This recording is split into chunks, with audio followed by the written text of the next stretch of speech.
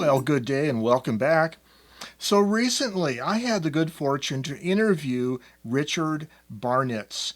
Richard lives in the coastal area of Southern California, and we had met him probably a year or more ago at one of our public library type-ins. So he's kind of typewriter adjacent, interested in analog media, but his claim to fame is he's one of the few working professional photographers in America who's working in the medium of the Afghan Box Camera. Richard does public portraits of people with his Afghan Box Camera setup, and we had an opportunity at a local coffee shop here in Albuquerque to have a lengthy conversation about it, and he showed me how the camera worked. So I filmed the interview at the Satellite Coffee Shop on the west side of Albuquerque on Alameda and Old Coors, and we were seated in the outdoor patio area, so there was some traffic noise nearby, and I've done my best to kind of reduce that background noise. Without any further ado, here's the interview with Richard Barnitz. I hope you enjoy it. Okay, so give us your name. My name's Richard Barnitz.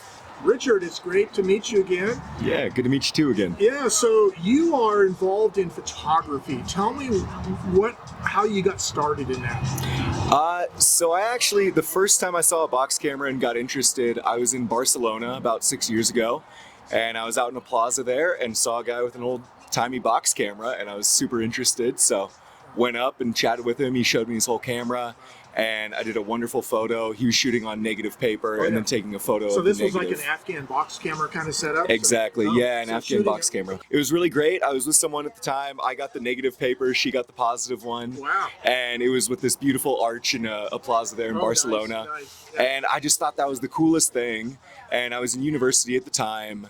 And then, a few years later, I quit a job and I had some free time in a wood shop, and I decided to buy an old camera and just try to build my own. And I built it. I live in Santa Barbara, California.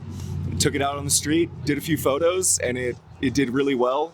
It was more successful than I expected it to be. Wow. And so that's been my business for the last 3 years now. Okay, so you have a business doing this. So you're out on the boardwalk or near the beach or someplace like that, right? Sort of. Santa Barbara has a really beautiful main street called State Street, and there's a lot of tourists, and there's a lot of farmers markets and other artist markets. So you're setting up at some scenic location, and you have your camera. Do you use a backdrop or anything?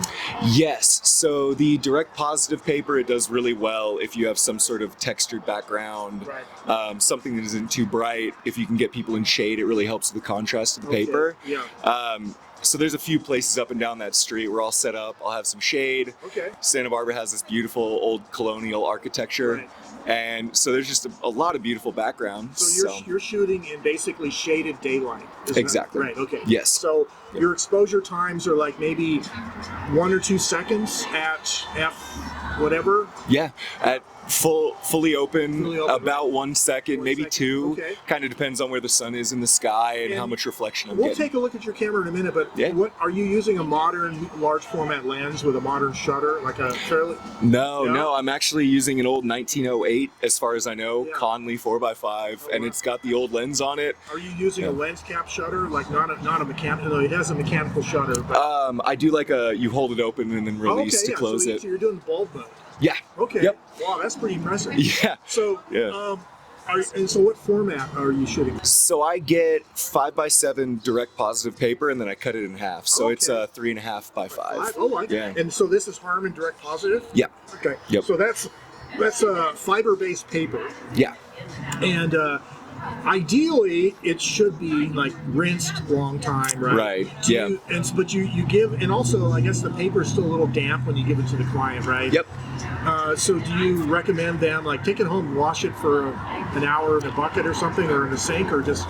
Honestly, I give it a little rinse off in some water if I can leave it for a minute or two and kind of agitate it a bit. I'll dry it off with a squeegee, and then I put it into a little envelope so it doesn't get their stuff wet and keeps it protected. That's good. And I've had ones that I've done 5 years ago, and they seem just fine. So, I mean, who knows 30, 20, 30 years down the line if they'll start. Well, this is something that a lot of us photographers wish Harman made was a resin-coated version. That would be so right? nice. You could yeah. just squeegee it off and there it's done, right? That would be great. Yeah.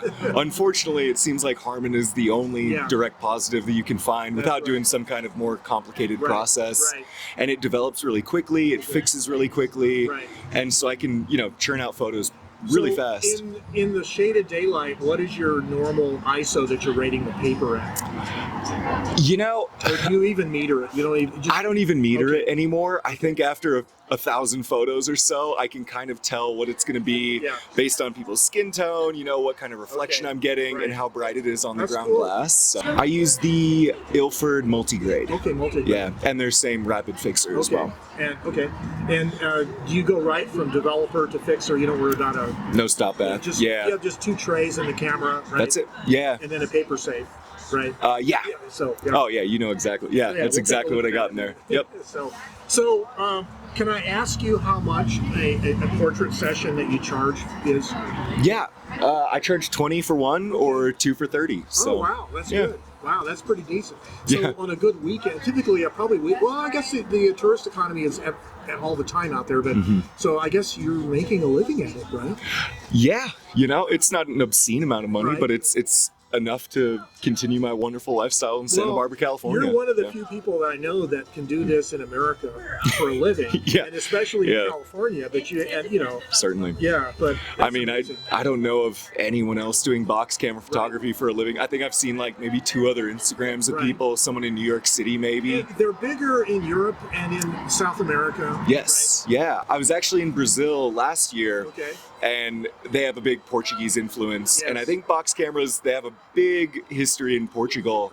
And so there's a lot of people down there that do them. And there's even like a statue in Sao Paulo of a box camera photographer. So it's cool to go see that. I didn't meet anyone that was doing it there. But I know there's a lot of people down there doing it. So that's pretty cool. Like, I think they call them like cameras lambe lambe is literally means lick, meaning it's a wet paper. Yeah. Yeah.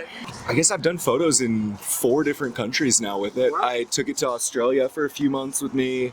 I was just in Thailand recently and brought it along with me there. So how do you manage flying, by plane? And do you have to just buy the chemicals when you get to the country? Honestly, I have put my chemicals fully sealed, wrapped up in plastic in my check bags, and I've never had a problem with it. And you don't have to tell them that you have it there? I don't think so. From my understanding, it doesn't fall under the chemicals that need to be, checked like that. You're not using like 30% hydrogen peroxide. No, nothing crazy. That's amazing. Yeah, and I've taken the direct positive paper through the X-rays and things, and it hasn't messed it up. So it's TSA compliant. As far as I know, yeah. I mean, they always look at it a couple of times. I've gotten all sorts of stuff. They're like, is this a box for an animal? Are you a magician? Is this like a magician's box? You can say you are a magician because you're converting light onto images on paper. That's a good way of looking at it. Yeah, I hadn't thought of it that way. But yeah, I always get a lot of interesting looks when I go through airports with it. So I actually had to take off the metal handle there so that it would fit in the smaller overhead bins on smaller planes. Amazing. All right, so this is my box camera here. On the front, I've clipped on a 1908 Conley. It's a 4x5, and I can take this off and on if I need to get it into a backpack, but just your basic old bellows camera. It's seen better days, but it's great that it still works after 120 years. And yeah, so it's got all the different settings. You can preset shutter times, but I think the springs in that are fully worn out because they are not accurate at all. But I just hold open and close whenever I'm taking pictures. And then, so do you use the viewfinder? Is that a little viewfinder? It is a viewfinder. I don't use it because I can usually just on the back. Yeah, I can look right in through the sleeve here to see what's on the ground glass. Okay. And then inside, so here's my photo paper holder right here to keep it from getting exposed. Right. I just open this bit, pull a piece out. So inside, I actually 3D printed a bracket for my ground glass. And so I focus right here on the glass, and then I can open that up, slide in a piece of paper, close it, and lock it. And once it's locked, I'm ready to expose. And then this little footprint here, that's where I keep my developer. And right next to it, that's where I keep my fixer. So I develop, and then I immediately pop it over into the fixer. And after about a minute in the fixer, I open up the side here, and I can pull out my fixer tray, and the photo is ready to get washed out and dried off. So yes, so I got my sleeve here. I'll roll it up so that I can look through the back at the ground glass to do all my focusing. I'm working on a little 3D printed hinged mechanism for that, so I can just hinge it out rather than rolling it up. That'll save me a little bit of time. Yeah, I wish I could say this was all my own woodworking. This is an old carrying case for a piece of surveying equipment, probably from the 30s as far as I can tell. But I got the box just like this. I built out this kind of extension and this little hinge there for pulling out my fixed photos. And then on the front, I kind of chiseled it out and set up a bracket so that I could clip the camera onto the front there. But yeah, the actual original construction, it's just beautiful. Like all the old steel fittings and the beautiful joints right here. It's just really cool to get something old because they put so much love and care into it. And it's just such a sturdy piece of equipment, you know? Yeah, it's a great idea to repurpose an old box like that. Oh yeah. Yeah, it was nice. It took me a few visits to antique malls and other places before I found like the exact perfect dimensions and everything.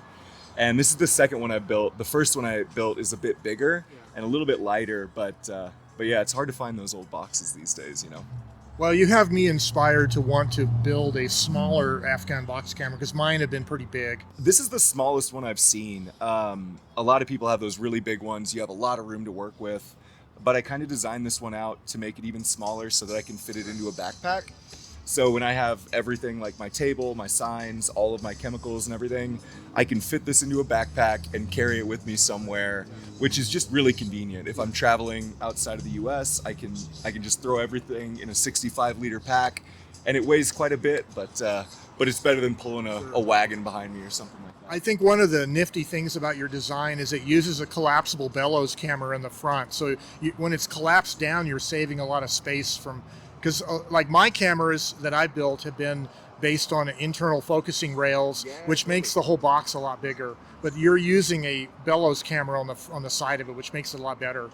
Yeah, it's great too because I can just take this off. So my box fits into my camera or into my backpack, and then I can take this off, put it into a case so it doesn't get damaged, and then throw it on top in the backpack. So yeah, it works really, really well for me. And seeing all the other really big box cameras, I'm like, I don't think I could travel very well with that. So this one took a lot of care. It's pretty tight inside. It's not the most convenient, but it works for me. So, and it's TSA compliant. Yeah, they haven't stopped me yet. So, and I've probably been on like 6 or 7 international flights with this one by now. So he has this liner that goes in the bottom of the camera, and it's flexible, and it's 3D printed from TPU, and it acts like a water tray basically to keep the liquids from rotting out the bottom of the camera. And I really think this is a great idea. It's fantastic. Just goes in there. Yep. Very cool. And then how is your paper safe made? It looks like it's gaffer's tape. Yeah, gaffer's tape and just a cardboard box. Okay. And a little bit of elastic to keep the lid closed. Yeah. And then your ground glass. Oh yeah, you have a little 3D printed lock, which again, and this whole frame is 3D printed. Mm-hmm. And then this is like a piece of acrylic or is it glass?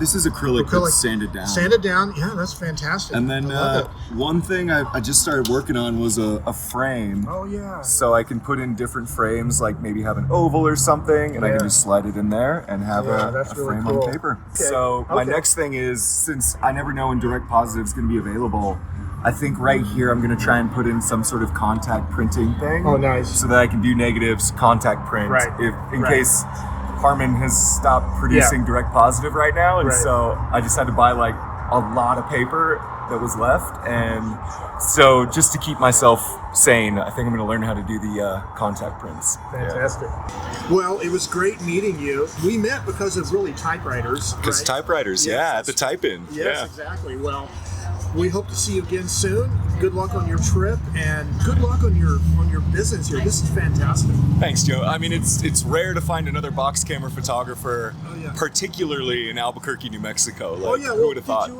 I dabbled myself in the Afghan Box Camera. I built two of them. I built one of them and then built a prototype of the second one, which was kind of the vertical oriented one. So Richard is using Harman direct positive paper in his process. So he's not doing the negative positive process where you rephotograph the negative. He also says that Harman has been having manufacturing issues and there is an availability problem with getting that paper. So that might be a concern to Richard in the future. And one of the things that we spent a lot of time talking about is maybe some alternatives for how he can get around using the Harman direct positive paper and perhaps go to the negative positive process or even an internal contact printing system inside his box. But what I was really impressed about with Richard was he had taken an old wooden surveyor's transit box and an old folding bellows camera and attached them together and was really made a neat little kit that takes 3.5 by 5 inch, I believe it is, direct positive pictures.